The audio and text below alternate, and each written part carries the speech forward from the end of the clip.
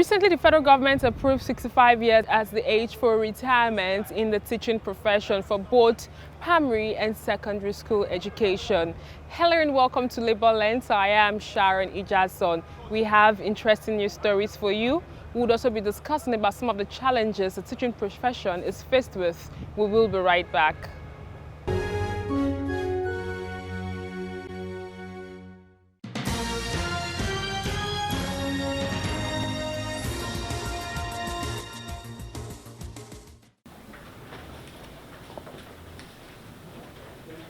Thursday's meeting was the second brokered by the Minister of Labour and Employment, Chris Ngige, in an attempt to attend to the demands of the workers. In his opening remarks, just before the meeting continued behind closed doors, the minister criticized the two unions, describing their industrial action as illegal and unknown to labour laws. We hold monies and we are permitted by law to stop payment of wages during period of strike.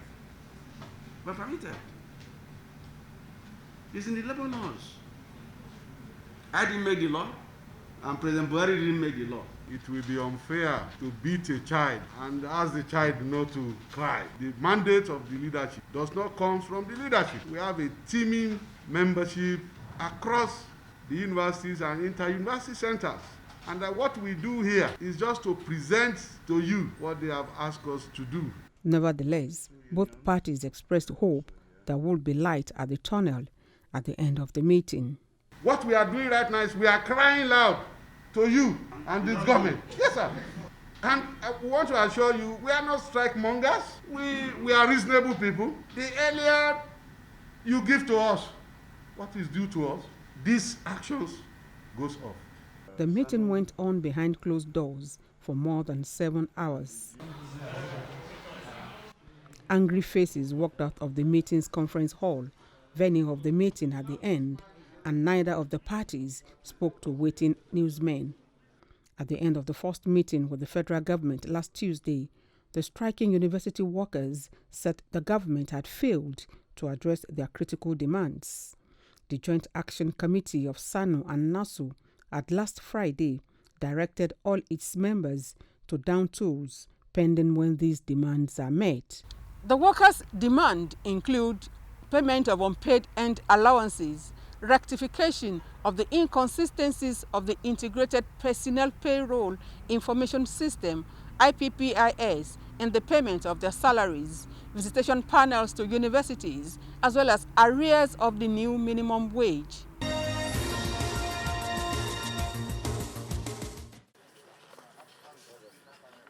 On the 12th of January, the Joint Action Committee of Non-Teaching Staff of Universities embarked on a peaceful protest to draw the attention of the federal government to their demands.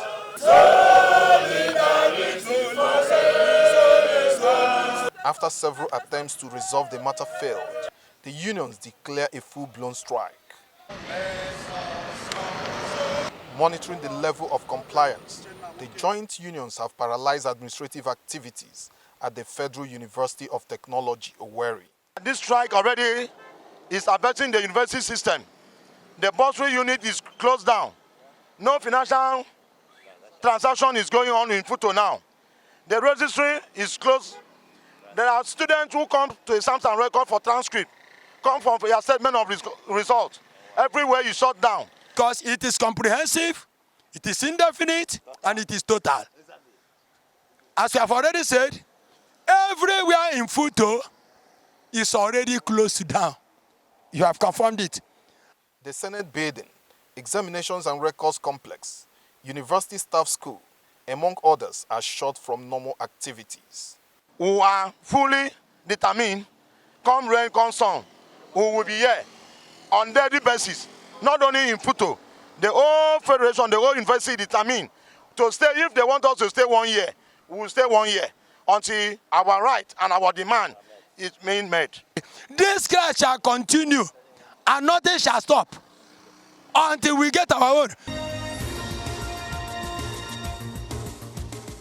We are just appealing to all our members to remain resolute and that there is no cause for alarm, no intimidation, And we are thinking that, well, as soon as the government will call for negotiation of where all these issues will be trashed. The issue of new minimum wage arrears is there from April 2019 to January 2020. They should pay us this earn allowance. The earn allowances they released recently, 40 out of 40 billion, the three unions were given 10 billion, and we are saying we don't like this injustice on the part of the federal government. You discover that most of our staff, when they retire, it will take them up to 2 years before they get their entitlement. All of these things are not good enough. As long as the strike endures, students of the institution will bear the brunt of the impasse between the labor unions and the federal government.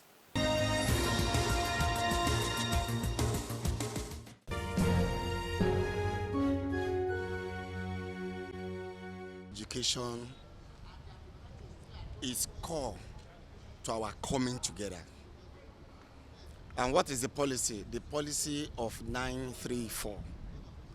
Basic education of basic 1 to basic 9, which implies primary 1 to 6 and GS 1 to 3. And of course, SS senior secondary, and then the 4 year of the tertiary. What is the implication of that? The basic education law, the UBEC law, implies that teachers who are in primary school could be redeployed to junior secondary schools. And those in the junior secondary schools, in cases, through the system of, because education is in the concurrent list, by whatever system adopted by each state, could be redeployed to the senior secondary, and the reverse as the case. Our point of entry is the same. Our cadre is the same, and of course we pursue the same thing, particularly in the area of curriculum. So each subject has subject-based associations, and this is what binds us together as a teacher. We felt that when we are together under one umbrella, that's the Nigerian Union of Teachers, we'll be able to work stronger, and our members will be able to yield the dividends of them being members of Nigerian Union of Teachers. In a situation whereby we break into maybe factional group, we won't be able to take the cost of our teachers and the plight of our teachers very, very serious. And even the government itself, there will be this kind of divide and rule among us. So that's why we felt that no matter the situation we find ourselves, there is a need for us to kind of bring our members together and let them understand that together we succeed. It's just like you holding a broom. If you don't bring the brooms together, you cannot be able to sweep. But when the brooms are together, you can be able to sweep whatever thing you want to sweep. So that's why we felt that there's a need for us to go out there to regions. We've started, just as you've heard, we've started with the Eastern region. As a responsible union, we need to clear the air so that our members should know truly the situation that is on ground.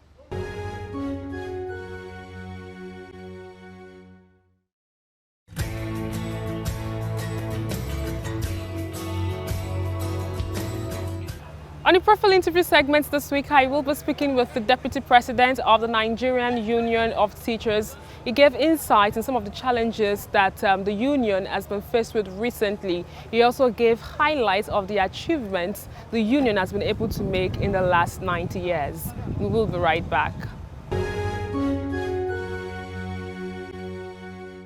It's good to have you on the program. Thank you very much. A lot has been happening among school teachers, especially when it has to do with the unionization of workers. Can you bring us up to speed the mission of the NEC of the Nigerian Union of Teachers? The NUT is the only teacher organization that is legally allowed to unionize teachers in both primary and secondary school, be it private or public schools. And because of that, we've been going around to let our teachers who do not know, because some of them do not actually know, that there is no any other union but Nigeria Union of Teachers, and that is where a teacher in the secondary or primary school is supposed to belong to. And that's why we are out to inform and sensitize our teachers because of what is happening, that a group recently came up. They said they are academic union of secondary school teachers. So we want to inform them that such a union is not in existence, is not known to law, and therefore it is illegal for any teacher in secondary and primary school to belong to such association, because we have procedure and process of registering a union, and they've not gone through such a process. And of course, Schedule 9 of Trade Union Acts specifically states that in a profession where you already have existing union, you don't need to have another union, and that is our case here. Why do you think they would want to re-engage your members in the union that they've created? Yes, it is just because, whether rightly or wrongly. So some of them you see going out of NUT to start thinking of forming a different thing altogether is because the elections didn't smile on them. The luck of election didn't smile on them. And they would want to have their own. And for that, they now decided to see whether they can break off.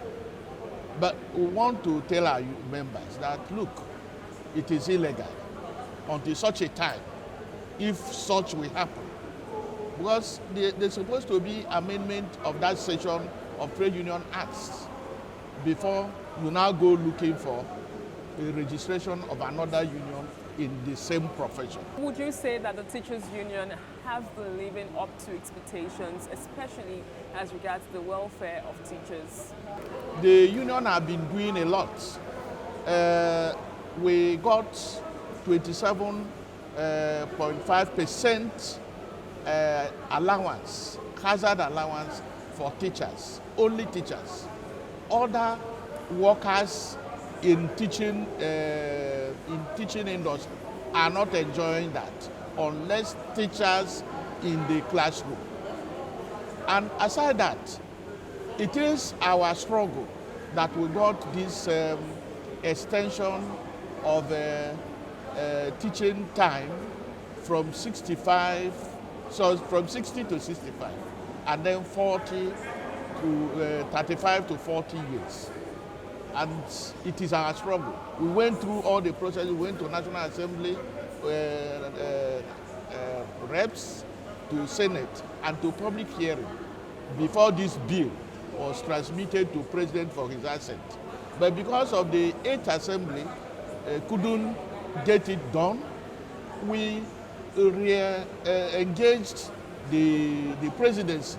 We paid a visit to Mr. President last year, January, which culminated to his approving and announcing it during the World Teachers' Day of last year, 5th October last year, that these packages, including teachers' allowance, rural allowance, teaching allowance, special allowance to teachers, 65 years extension of age, and so many other housing, and so many other welfare packages. And not only that, the teachers, the union, have been visiting states. Currently, Abia State teachers are on strike, courtesy of the national. Because we discovered that the governor of Abia State is not paying our teachers. He's owing them up to 13 months. And we told them, close down all the schools until such thing is done. And the governor is making every effort. We learned he has paid some months, but we're still insisting, clear all the arrears. These are some of the things we are doing to keep our teachers in good form in order to perform. Talking about the issue of retirement, Yes. it's a good one that the union was able to fight for the government to assent to the fact that teachers can now retire at the age of 65. Yes. But the truth remains that according to research, we don't have state government or federal government employing new teachers into the system. Yeah. What happens to mentorship? Yeah, that's exactly the what we have at the back of our mind for going for this 65. We know that teaching has to do with experience. A new teacher certainly cannot teach like an old teacher who has seen different stages of the development of the children. And more so, the government at the state levels are not employing. Since 2015, it is on record that many states have not employed. And our schools are gradually dying. They are gradually dying. So we said in order for the schools not to die completely, while we still push that more teachers be employed, why can't those who are still there to be there until we get these new ones? They learn from them in a form of mentorship so that they will do better. A new teacher certainly cannot do it. And we also have told the federal government that this issue of when it comes to giving packages to teachers, they will say education is a concurrent list. We are about to move into National Assembly that section of the Constitution be amended so that education will be domiciled completely at the federal level. Because if you get anything, the governors at the state will start talking of capacity to pay. Education is in the concurrent list. It is what we have that we give. And that is not helping the education industry. The issue of the new national minimum wage, we still have some states that are yet to implement the new national minimum wage. What is the Nigerian Union of Teachers doing to ensure that states do the needful? Yeah, we are engaging the state governors. But the simple answer they normally give is that education is in the concurrent list. The ability to pay. That has been our problem. But we're engaging them and we are always educating them to know that no teacher can perform above his welfare. A hungry teacher cannot teach. A teacher that is sick and does not have money to go to hospital cannot go to class. They should also remember that we don't have market for states. It's the same market for everybody. It goes to confirm what I've said about this concurrent listing of the education.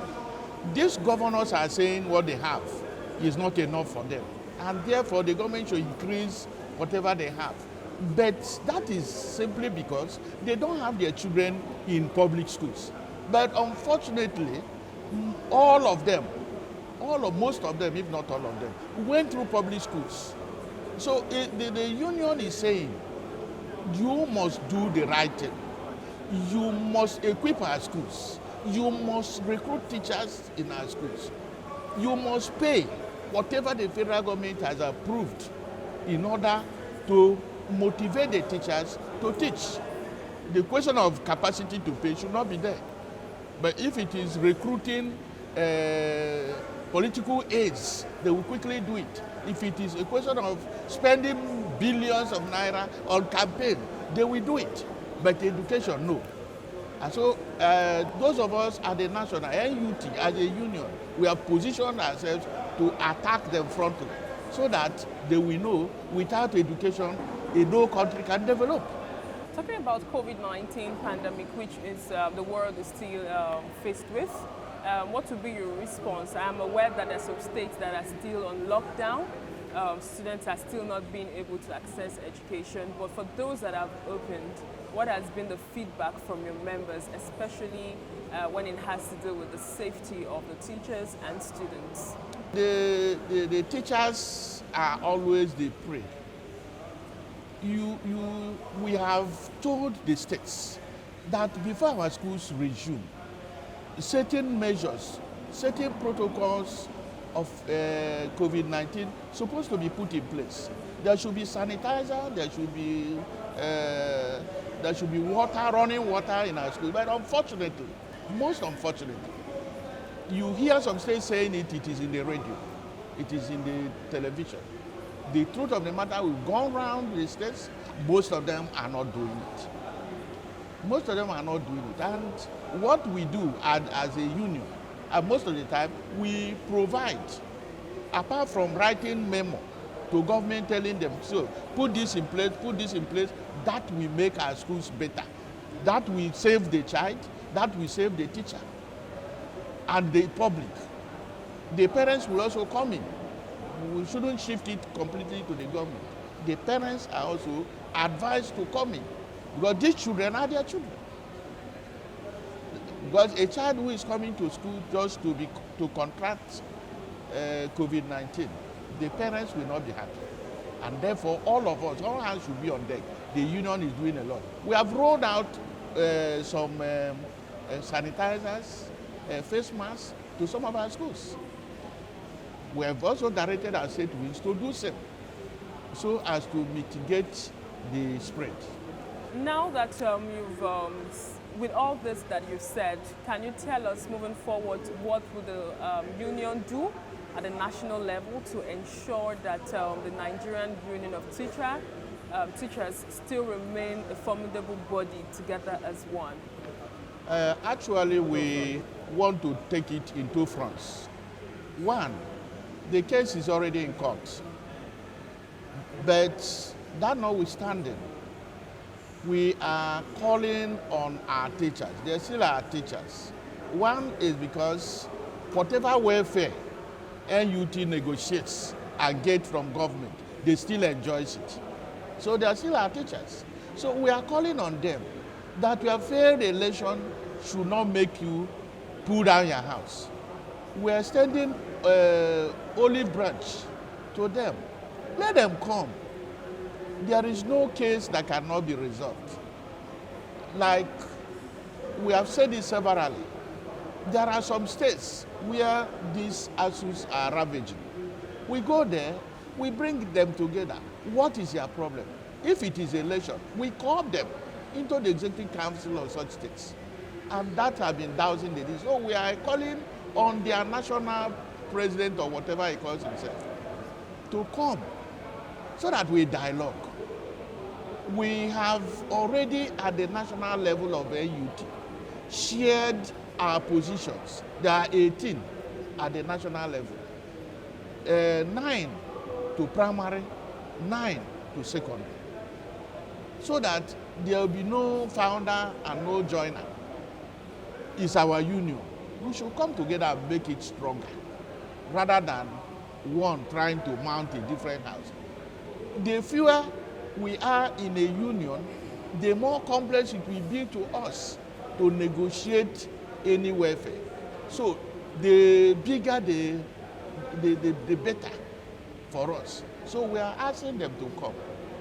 Let's dialogue as members of the same union so as to build a formidable union that can go together and get welfare for our members.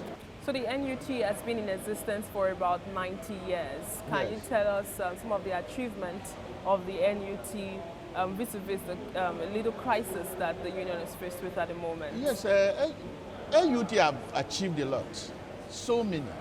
But because it's a very large union, having very high population of membership, a lot of people may not know unless you go close to them.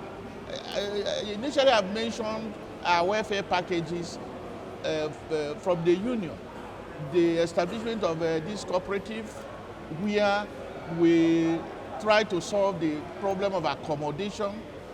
We also try to provide funds for small businesses because yes, if you are teaching, it's good to have a little garden behind your house. Mm-hmm. And if these are functions of money.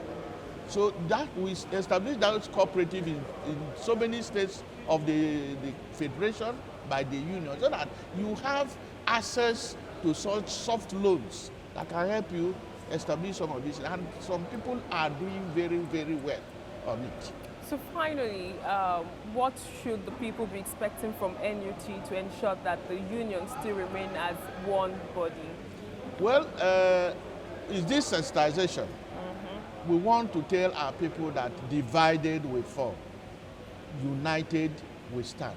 Thank you very much for your time. You're welcome. And that's all we can take on today's edition of the program. Join us next week for a fresh edition of the show. I am Sharon Ijason. Thanks for watching, and remember that labor creates wealth.